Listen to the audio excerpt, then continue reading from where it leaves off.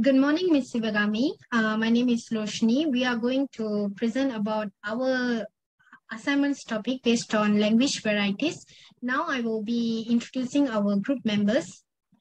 We are from group 14. Our members are Shamila, the leader, me, myself, Loshni, Lina Shni, Hasnina, and also Navina. Next, I will give on to my member to intro about her part.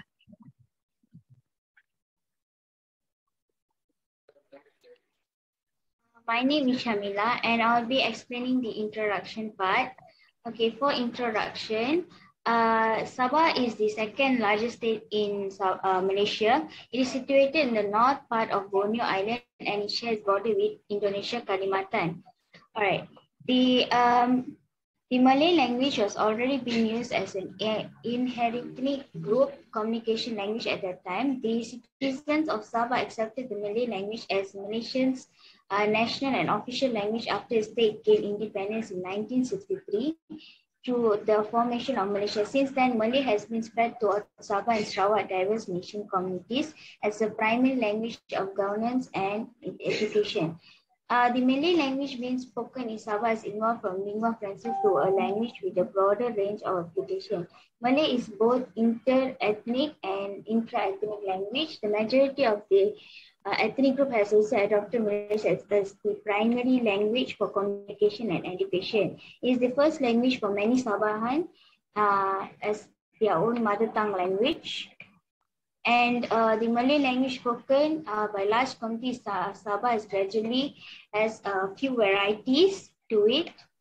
And Sabah now has growing numbers of first and second language speakers of Malay languages.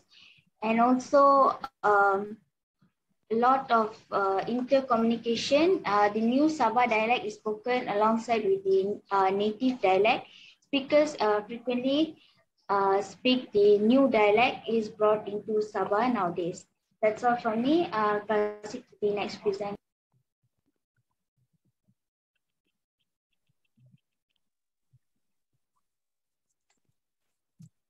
Okay.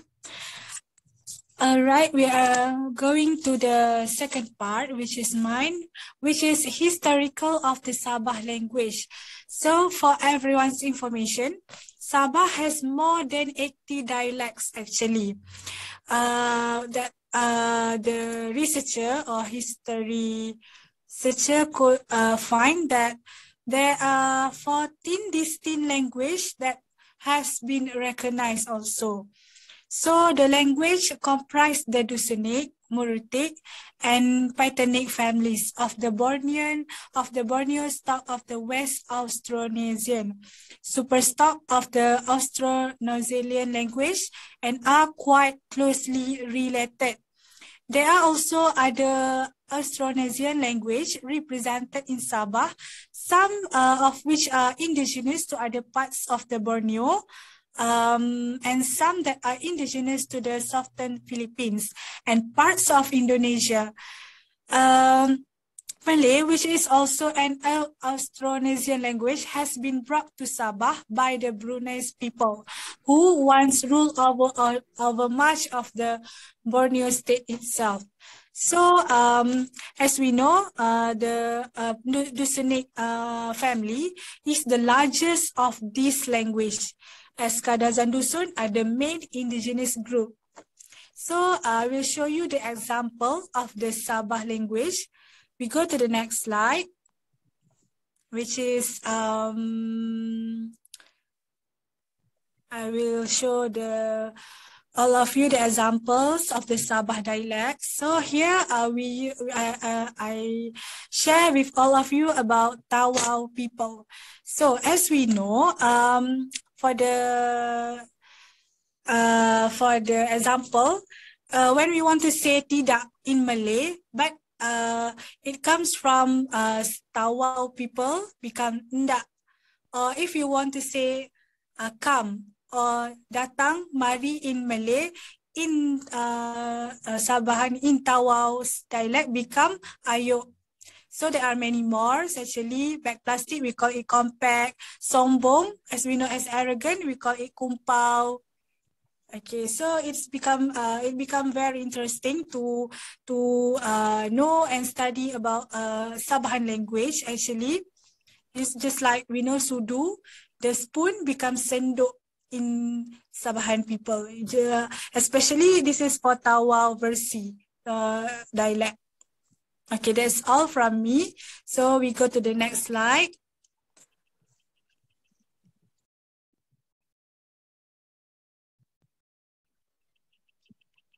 Good evening, my name is Navina and I will be doing description of the content of the article.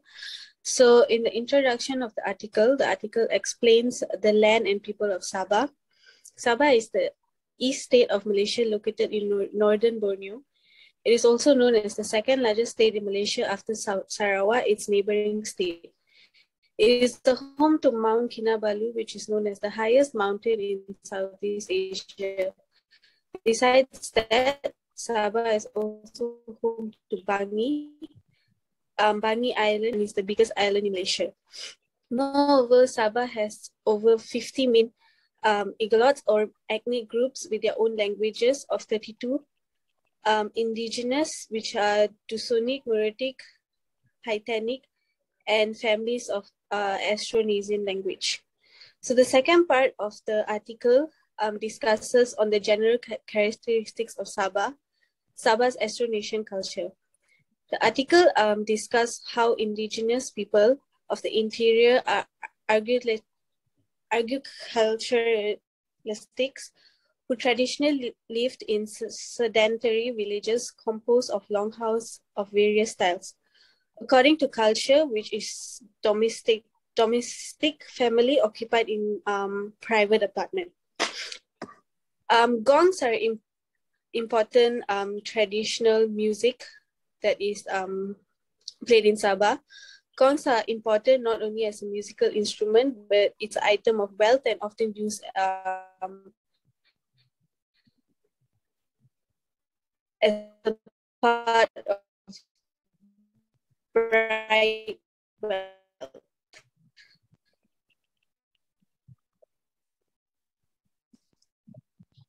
In many or academia in their town as follow customary laws.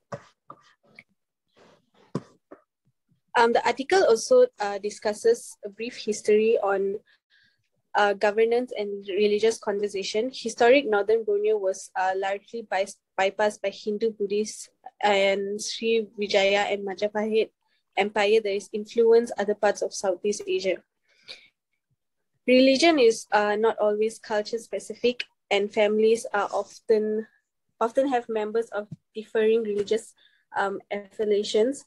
Today, in general, most Dusunic and Muritic and Haitanic people of the interior are Christians and various denominations, while some are Muslim.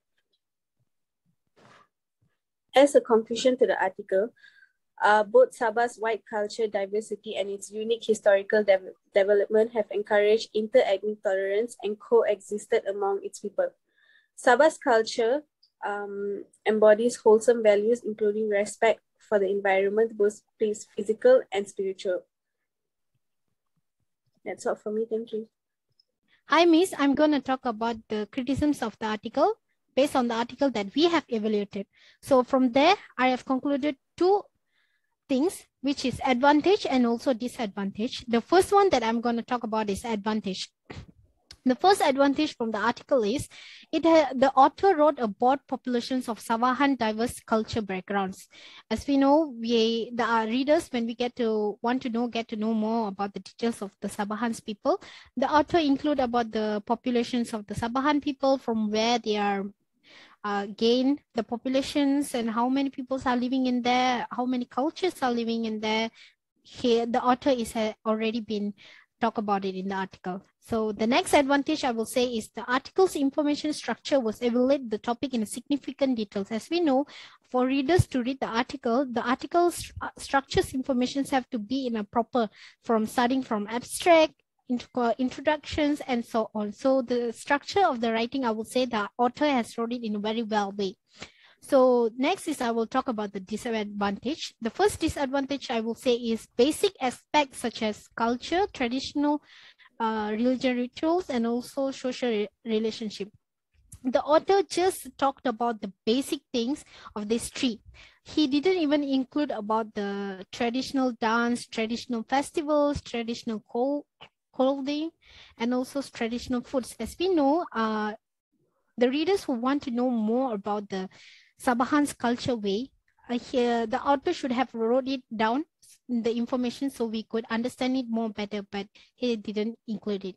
So moving on to the second disadvantage, I will say is this does not contain any more images. As we know, when we are reading the articles containing some of the image, we can know that how is the way they are living and how is it conducted, the way they are in their rituals of doing their social relationship, the governmentalism, we can know the way. But the author didn't include. So for as conclusions for the article, I would say that it is a well-written article, but some of the way it's written and some of the missing parts are in there. So I would say the artist should wrote it in a more good way. That's all from me. I will pass on to the next presenter.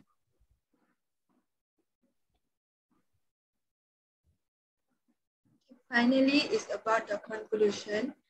Sabah has great diversity which has emerged as a result of diverse socio-linguistic, socio-economics, and socio-cultural backgrounds with expanded roles and distinctive linguistic traits.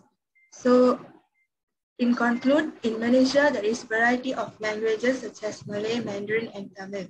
It is important to maintain our native languages because they help people to preserve cultures and allow people to learn about other cultures and heritage. Moreover, different cultural communities or societies which put together collective understandings as language developed through sounds or communications. So the language that we chose for the assignment is for the social linguistic text, which is to study the relationship between language and society, that is between Malay Sabah dialect and the Sabahan people of society. Thank you. And that's all from us. Thank you.